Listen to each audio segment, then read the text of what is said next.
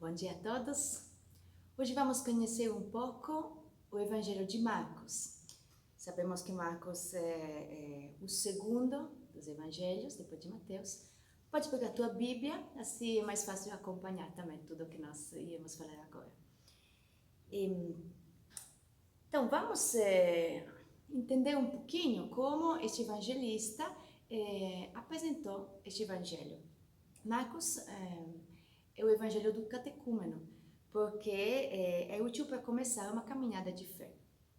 E ele é o mais antigo entre os 4 evangelhos e foi escrito por aquela pessoa que se fala nos Atos dos Apóstolos e também na primeira carta de Pedro, em particular nos capítulos 12, 13 e 15 dos Atos, e na primeira carta de Pedro, capítulo 5, se fala de Marcos, que parece que seja mesmo o autor deste evangelho. Então, como ele estrutura esse evangelho? Podemos dividir em algumas partes. Primeiro, a atividade de João Batista, no início, no primeiro capítulo. Depois, a atividade de Jesus na Galileia e também nas proximidades, até o capítulo 8. Depois começa, a partir do capítulo 8, versículo 27, a viagem até Jerusalém. Teremos depois o ministério de Jesus, nos capítulos 11 e 13, e depois, no capítulo 14 e 16, a paixão, morte e ressurreição de Jesus. Mas Marcos tem também uma estrutura mais teológica e catequética. E ele começa assim: princípio do Evangelho de Jesus Cristo, Filho de Deus.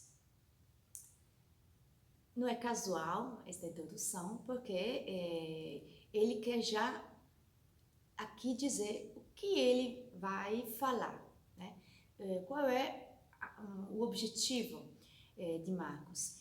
E Marcos quer nos apresentar Jesus. Então, Jesus que é Messias e que é Filho de Deus. E essa identidade de Jesus nós iremos descobri-la ao longo do Evangelho.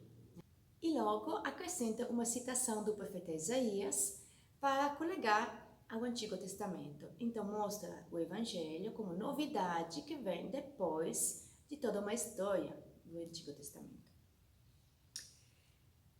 O momento do batismo representa a essência da missão de Jesus, porque nos mostra Jesus perto do homem pecador, Jesus solidário com o homem pecador. E tem 2 perguntas que acompanham o Evangelho inteiro. 2 perguntas fundamentais. A primeira é, como falamos, quem é Jesus? Então, a identidade de Jesus. E a segunda é o discípulo. Quem é o discípulo e como ele tem que fazer para poder seguir o mestre? O cerne entre estas 2 partes é a profissão de fé de Pedro, ao capítulo 8, onde Pedro fala, tu és o Cristo. Jesus pergunta primeiro, quem sou eu? Quem os outros falam que eu sou? Aí eles respondem alguma coisa. E vós? Então essa pergunta Jesus faz a cada um de nós. E Pedro logo responde, tu és o Cristo. Então Pedro já começa a entender quem é Jesus. Depois, no final do Evangelho, descobriremos mais ainda, porque debaixo da cruz o centurião fará outra profissão de fé, falando, este homem verdadeiramente é Filho de Deus. Então, nos primeiros 8 capítulos, a primeira parte, tem um pouco o segredo, o que se fala segredo messiânico, porque Jesus não se revela logo, né? E depois temos o Jesus revelado. Então, na primeira parte, temos o anúncio do reino, com os milagres, os ensinamentos, as parábolas. Como nós podemos ver aqui, nessa imagem, Jesus, que vai ao encontro das pessoas, curando os doentes, acolhendo cada pessoa, escutando, ensinando. Aqui temos muitas pessoas expulsando demônios, né? Então, toda a ação de Jesus contada no Evangelho. Na primeira parte, os discípulos veem tudo isso, mas também tem uma dificuldade em entrar na lógica do reino e mostra um coração endurecido. Na segunda parte, Jesus ama se definir filho do homem, porque desta forma ele se identifica com o Messias, sofredor e glorioso, como também se falava no Antigo Testamento, em particular no profeta Isaías. Os discípulos são convidados a aderir ao reino, totalmente, entregando a própria vida até o fim. Claro, gasta um tempo para eles entender onde Jesus está querendo levá-los, né? E Pedro inicia este caminho de descoberta, falando primeiro o que ele tinha entendido de Jesus, ou seja, tu és o Messias. E depois, como falamos no final do Evangelho, o centurião completará esta profissão de fé, falando também, tu és o Filho, esse homem é verdadeiramente o Filho de Deus. Os discípulos, vamos falar alguma coisa sobre os discípulos. Marcos faz entrar logo em cena os discípulos, porque ele quer frisar o fato que eles foram testemunhas de toda a vida de Jesus e todo o ministério dele, desde o início. E tem uma diferença entre os discípulos de Jesus e os discípulos dos outros rabinos da época. A primeira diferença fundamental é que Jesus chama os discípulos. Os outros discípulos dos outros mestres, normalmente eles escolhiam o mestre e começavam a ir à escola. No caso dos discípulos de Jesus é diferente. Jesus tem autoridade para escolher e chamar. E os discípulos de Jesus nunca se tornam maiores que o mestre e nunca serão chamados de mestres. O que acontecia com os discípulos dos outros rabinos. O conto de chamado, aqui no Evangelho se conta, como os discípulos foram chamados. Aqui, já no início, capítulo 1, o versículo 16, já se fala da vocação dos primeiros 4 discípulos. E é Jesus que chama, como eu falei. E esta narração tem o mesmo esquema também de outras narrações de chamado. Em particular, podemos lembrar o chamado de Abraão. Abraão também foi chamado por Deus e foi pedido para ele deixar tudo. Deixar a própria terra, deixar tudo que ele tinha para ir em outra terra. Aqui também os discípulos são chamados a deixar tudo. Jesus vai onde eles estavam, ou seja, no lugar de trabalho, eles eram pescadores, e Jesus alcança os discípulos lá naquele lugar e chama e pede para deixar tudo. Então, deixar o trabalho, deixar as atividades deles, e ele se coloca como a coisa mais importante, também acima da família, de todas as outras coisas. Então, já daqui nós entendemos como Jesus tem uma autoridade que é muito superior à autoridade de todos os outros mestres da época e também de toda a época, até de hoje. Porque ele tem esta autoridade de se colocar acima de todas as outras coisas. Um discípulo, para poder seguir Jesus, tem que colocar Jesus como ao centro de tudo, acima de tudo. Claramente, este é um desafio, né? Poder responder a um chamado deste tipo. E João Paulo II, ele comenta desta forma, vou ler. Diante desta missão desafiadora, os discípulos poderiam recuar, julgando-se incapazes de assumir uma tão grave responsabilidade. Mas Jesus mostra o segredo que lhes permitirá se tornar capazes de responder a essa missão. Tereis força do Espírito Santo, que descerá sobre vós. Atos 1, 8. Com essa força, os discípulos conseguiram ser, embora uma na fragilidade, autênticas testemunhas de Cristo no mundo inteiro. Então é lógico, o chamado de Jesus é algo muito importante e muito difícil também. Mas ele nos dá também o segredo, como um discípulo pode seguir Jesus. E Jesus fala: o Espírito Santo será a tua força. Isso depois encontraremos, né? Depois da ressurreição, nos Atos dos Apóstolos, quando começa toda a história da igreja. E mesmo pela ação do Espírito Santo, pela força do Espírito Santo, os discípulos conseguem permanecer unidos e se tornar evangelizadores no mundo inteiro. Aqui nós falamos primeiramente dos 12 apóstolos, né? Os primeiros que foram chamados foram os 12 apóstolos. Mas o Evangelho também nos fala de outros, pelo menos 72.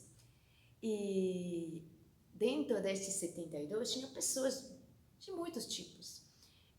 Pessoas que seguiam, que ajudavam, que serviam. E uma novidade absoluta na época é que dentro deste grupo de discípulos tinha também mulheres. Então, para nós parece normal, mas na época não era, porque nenhum rabino tinha mulheres como discípulas, porque as mulheres não tinham esse direito de estudar, de aprender, de seguir uma escola, porque a mulher tinha que ficar em casa. Jesus introduz essa novidade interessantíssima, porque ele quer resgatar a dignidade de todo homem, também das mulheres, que na época não eram consideradas ao par dos homens. E foram mesmo as mulheres que conseguiram depois seguir Jesus até a cruz. Vamos aprofundar um pouco agora o mistério de Jesus. Como falamos, as duas perguntas que percorrem o Evangelho: quem é Jesus e quem é o discípulo?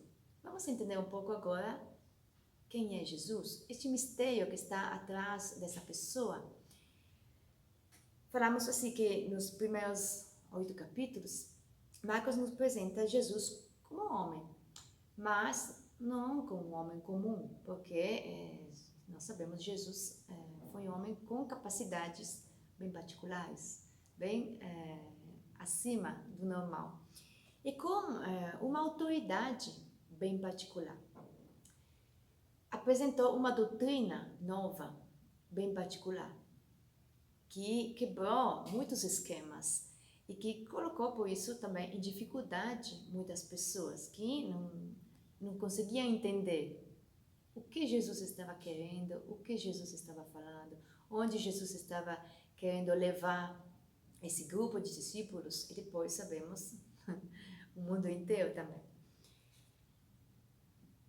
E uma coisa também interessante é que Jesus não procura o consenso da fola.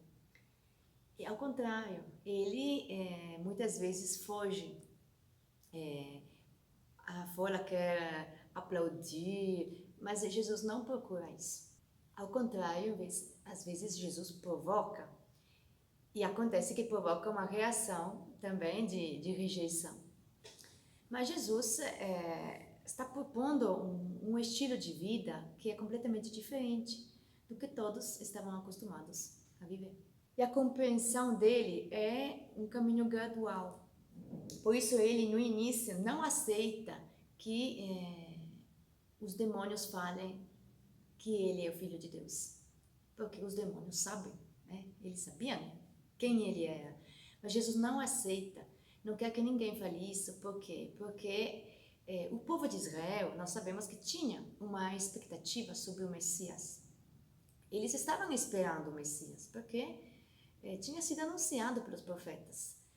Quando Jesus chegou, nós hoje sabemos que ele é o Messias. Mas, na época, a ideia de Messias não era a ideia do reino de Deus, de Jesus que veio para instaurar o reino de Deus. Na época, eles pensavam que o Messias quisesse restaurar o reino de Israel. Então, pensavam numa libertação política. Pensavam, talvez, que este Messias teria mandado embora o Império Romano ele teria colocado a paz, mas não é isso que Jesus fez. Nós sabemos que o Império Romano ficou e foi difícil. Ele mesmo foi condenado e foi morto, né, por causa disso. Então, Jesus se apresenta de uma forma que aos poucos os homens têm que entender. E por isso que no início ele vai com muita calma e a identidade dele de verdade será revelada só debaixo da cruz. Então, o que acontece? Eu discípulo, você discípulo. Se você quiser realmente entender quem é Jesus, é necessário segui-lo até a cruz.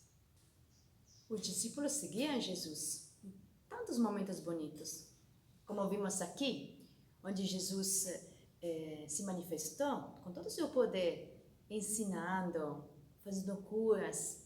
Mas Jesus queria que eles entendessem que para conhecê-lo de verdade, eles tinham que segui-lo também nos outros momentos, na alegria e também na dor. Por isso, por 3 vezes, no caminho, ele anuncia a sua paixão. Vamos ver onde ele faz isso? Primeiro, no capítulo 8, no versículo 31, logo depois da profissão de fé de Pedro. Pedro falou, tu és o Cristo, e Jesus fala assim, proibiu severamente de falar a alguém a seu respeito. Ou seja, como falamos antes, Jesus não queria que a identidade dele fosse mal entendida. Então, logo depois, ele fala, o Filho do Homem deve sofrer muito, ser rejeitado pelos anciãos, pelos chefes dos sacerdotes e pelos escribas, ser morto e depois de 3 dias ressuscitar. E Pedro, como nós sabemos, não aceitou isso, né? E Jesus responde de uma forma muito forte, né? Afasta-te de mim, Satanás, porque não pensa essas coisas de Deus, mas as dos homens. A tradução certa é, atrás de mim, Satanás. Porque o mestre sou eu. E para você entender quem sou eu, você tem que me seguir. Então Jesus usa uma palavra muito forte com Pedro, né? Mas ele queria que Pedro entendesse. Foi, no fundo, mais bonito falar tu és o Messias, mas entender o que tipo de Messias é Jesus, esta parte é um pouco mais difícil. Por isso que Jesus já coloca aqui o anúncio da sua paixão. No capítulo sucessivo, capítulo 9, temos outro anúncio. E no versículo 30, acontece que Jesus fala isso depois da cura de um endemoniado, onde os discípulos tentaram fazer algo, mas não conseguiram. E Jesus, no final, respondeu, essa espécie não pode sair a não ser com a oração. Então, Jesus solicita os discípulos a oração. Não é possível nenhuma ação em nome de Jesus se primeiro eu não vivo a oração, se eu não me coloco em relação com Ele. Então, os discípulos tinham tentado expulsar um demônio, mas não tinham conseguido. E Jesus explica como que tem que ser. Logo depois, anuncia outra vez a sua paixão. E o Evangelho fala que eles tinham medo de interrogá-lo, tinham medo de saber o que significa isso, porque você está falando isso, né? No terceiro anúncio, é o capítulo 10, versículo 32, depois que os discípulos fizeram uma pergunta, porque sabemos que teve um homem rico que perguntou a Jesus, como tenho que fazer para ter a vida eterna, né? Então, uma procura, no fundo, de um discipulado. E Jesus é muito, muito claro. Deixa tudo, vende tudo e dá aos pobres, e depois vem a seguir. Este homem não conseguiu fazer isso, porque ele tinha muitas riquezas. Então, ele estava apegado a isso. O discípulo de Jesus não pode se apegar às riquezas, porque Jesus tem que ser a única riqueza. E Jesus responde à pergunta dos discípulos, em particular Pedro, que pergunta, mas nós deixamos tudo e te seguimos. E Jesus declarou, em verdade vos digo que não há quem tenha deixado casa, irmãos, irmãs, mãe, pai, filhos ou terras por minha causa, por causa do Evangelho, que não receba 100 vezes mais desde agora, neste tempo, casas, irmãos e irmãs, mãe, filhos e terras, com perseguições, e no mundo futuro, a vida eterna. Então Jesus promete, né, muito mais do que o discípulo é chamado a deixar. E no futuro, a vida eterna. Logo depois, ele novamente anuncia a sua paixão.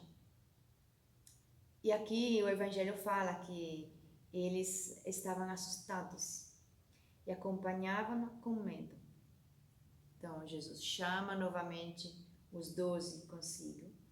Começou a dizer o que estava para lhe acontecer. Eis que subimos para Jerusalém, e o Filho do Homem será entregue aos chefes dos sacerdotes e aos escribas. Eles o condenarão à morte e o entregarão aos gentios. Zombarão dele e cuspirão nele. O açoitarão e o matarão. E 3 dias depois, ele ressuscitará. Então ele anuncia, sem medo, o que irá acontecer, sabendo que passará assim pela paixão, pela morte, mas que depois também ele ressuscitará. Então o anúncio de Jesus é um anúncio de vida, não é um anúncio de sofrimento, mas também fala que o sofrimento faz parte da vida. Então, para eu seguir Jesus, eu preciso estar ao lado dele, atrás dele, em todos os momentos. E o final do Evangelho, vamos já procurar o último capítulo, capítulo 16. O Evangelho de Marcos é o mais breve, né, dos 4. E depois da morte, ele começa a aparecer a algumas pessoas. Mas o anúncio final é um convite que fala assim, ao capítulo 16, versículo 15, ide por todo o mundo, proclamai o Evangelho a toda criatura. Este é o convite que Jesus faz para cada um de nós, para cada um dos seus discípulos. Discípulo que conseguiu seguir Jesus e descobrir quem é Jesus, no final é chamado também a ir no mundo inteiro, em todo lugar, para anunciar esta boa notícia de Jesus, que é o Messias e o Filho de Deus. Então, nos deixamos com esse convite também, não somente a entender essas poucas coisas que eu falei hoje, né, que é realmente uma síntese muito breve de um evangelho, então precisa depois parar um pouco, ler. Então, convido também você a pegar nas mãos esse evangelho, começar a ler, e também com essas dicas que nos falamos hoje, tentar entender um pouco mais, né, a mensagem que está atrás de cada capítulo e do Evangelho inteiro. Então, uma boa leitura, uma boa oração, um bom discipulado e uma boa missão. Tchau, um bom dia.